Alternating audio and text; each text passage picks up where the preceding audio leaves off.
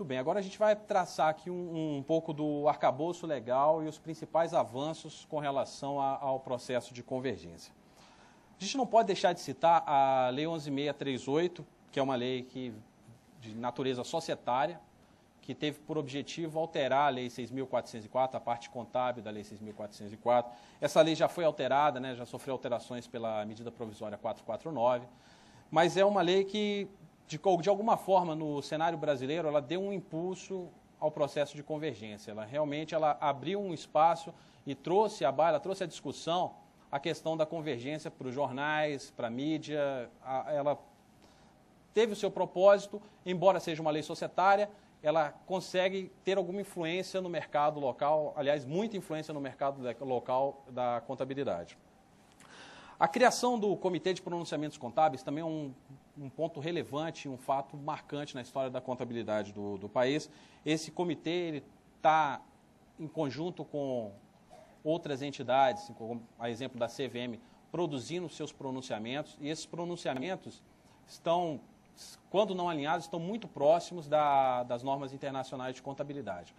O CPC ele tem um papel muito importante, é uma das entidades que vale muito a pena a visita, mesmo que seja a visita virtual pela internet, no site cpc.org.br. Os senhores vão ter acesso a diversos pronunciamentos que já foram produzidos pelo CPC, além daquelas audiências públicas, que são pronunciamentos que estão em fase de elaboração pelo Comitê de Pronunciamentos Contábeis e que permitem um acesso à norma internacional de contabilidade traduzida. Aqueles pronunciamentos que estão alinhados à norma internacional já estão ali traduzidos e servem de apoio para trabalhos escolares, para produção acadêmica, para enriquecimento profissional. É um site que realmente vale a pena visitar, até para entender como é que está ocorrendo o processo de convergência no país. E a criação do Comitê Gestor da Convergência, de acordo com a Resolução 1103 de 2007 do Conselho Federal de Contabilidade. É o órgão profissional atuando também no sentido da convergência. Ainda com relação ao arcabouço legal, a adoção dos IFR e IFRS, as normas internacionais de contabilidade, pelas empresas de atuação global. Esse ponto aqui é um ponto bastante relevante. Quer dizer, nós temos lá no SAC, um daqueles órgãos do IASB, que o Humberto comentou, nós temos a participação de um contador brasileiro, que é o senhor Geraldo Tofanello. O Geraldo Tofanello, ele é o contador do Grupo Gerdau. E ele está participando desse SAC, está participando, é uma representação brasileira nesse SAC, é um preparador de demonstração contábil, que ele já prepara pelo Grupo Gerdau informações de acordo com os padrões internacionais de contabilidade, e é um brasileiro que está representando a nossa nação no organismo internacional desse porte, que influencia a contabilidade do mundo todo. Okay? Então é muito importante a nossa participação lá, e exatamente porque a empresa dele já produz informações no padrão global, isso é muito importante.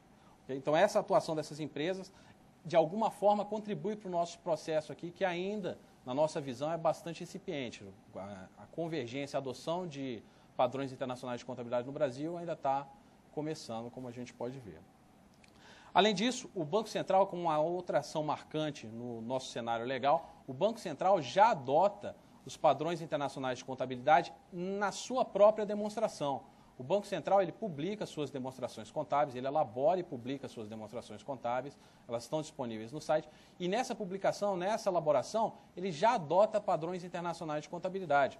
É uma iniciativa pioneira e é um fato marcante para a adoção dos princípios internacionais, das normas internacionais de contabilidade no Brasil.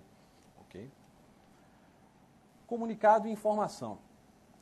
Estabelecimento de um cronograma da convergência, isso é bastante importante, é que os interessados tenham consciência da regra do jogo. Tá? Assim como foi o comunicado 14259, nós sabemos a partir de quando as demonstrações contábeis de forma consolidada em padrão internacional vão estar valendo. Então isso é muito importante que as pessoas conheçam a regra do jogo. Audiência pública das principais alterações normativas. Eu acabei de comentar com os senhores que o CPC coloca em audiência pública as suas minutas de proposição normativa, as suas minutas de pronunciamento. Está acessível na internet, tá? Logo na página de abertura do CPC. Então, vale a pena visitar, está lá, vale a pena dar sugestão naquilo que não concordar, naquilo que concordar. Lembrando sempre que o IFRS é a regra do jogo. Então, as sugestões, a princípio, devem buscar um alinhamento com a norma internacional de contabilidade. Isso é o ideal. Coremec é onde existem discussões com outros órgãos reguladores, é uma discussão de órgãos reguladores que antecede a publicação de normativos no âmbito do sistema financeiro. Então, um passo importante na discussão dessas normas. E grupos de discussão com a indústria, quer dizer, convocar o regulado, convocar a instituição financeira, convocar, no caso da CVM, as companhias abertas, para discutir aquela norma.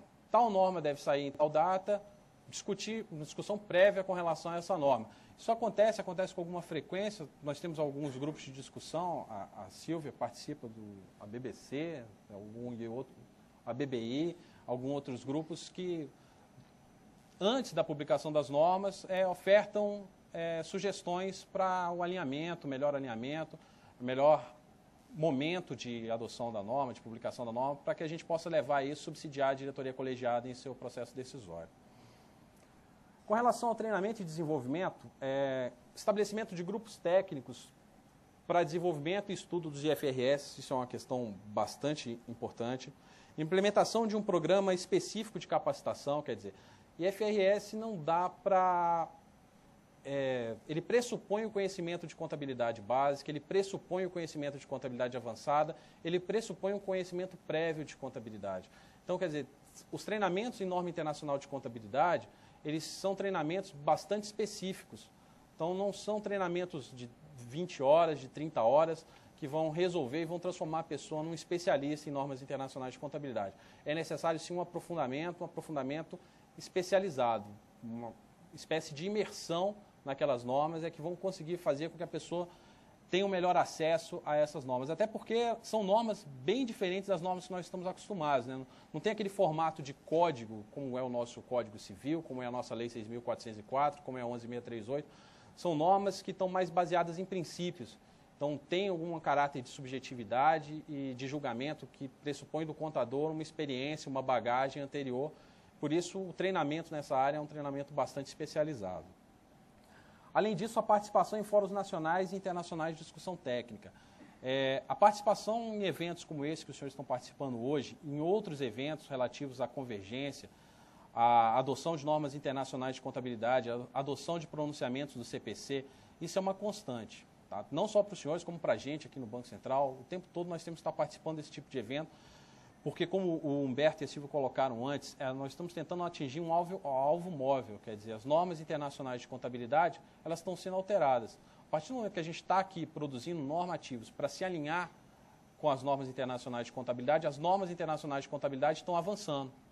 E isso cria para a gente um desafio bastante grande, quer dizer, atingir aquele alvo que está em constante mutação, em constante movimento.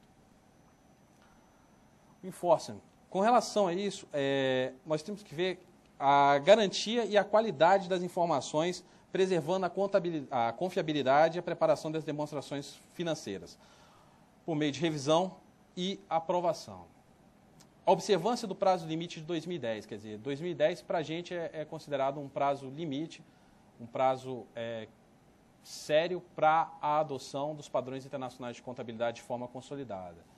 O Banco Central está trabalhando de forma contínua para que esse prazo seja cumprido por parte das instituições financeiras.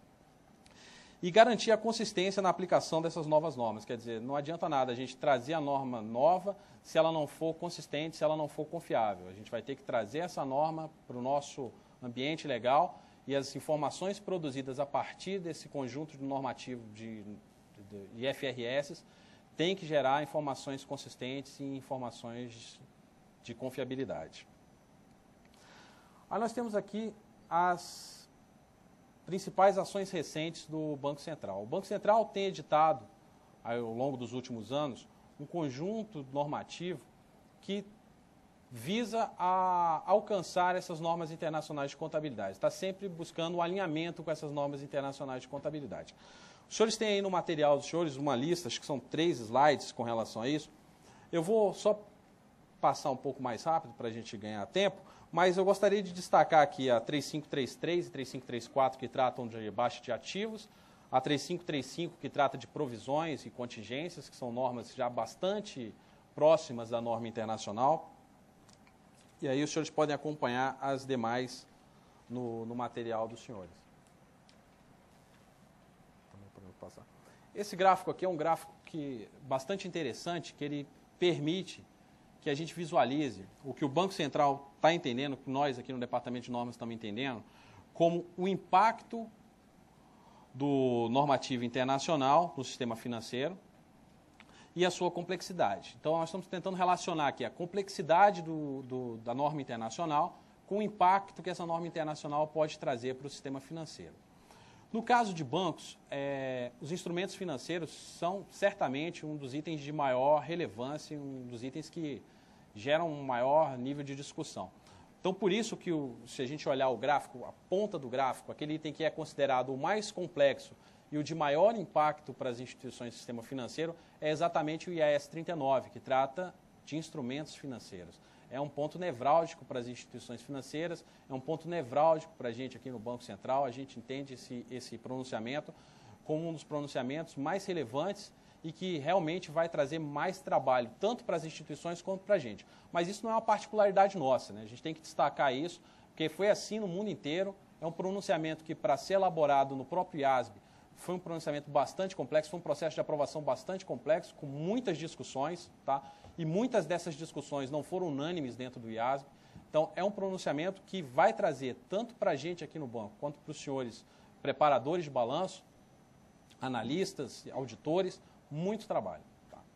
E aí, nesse caminho, nós temos outros pronunciamentos, como o IAS 37, aí, que trata de provisões, que a gente já está particularmente alinhado a esse pronunciamento a partir do momento que editamos a resolução número 3535.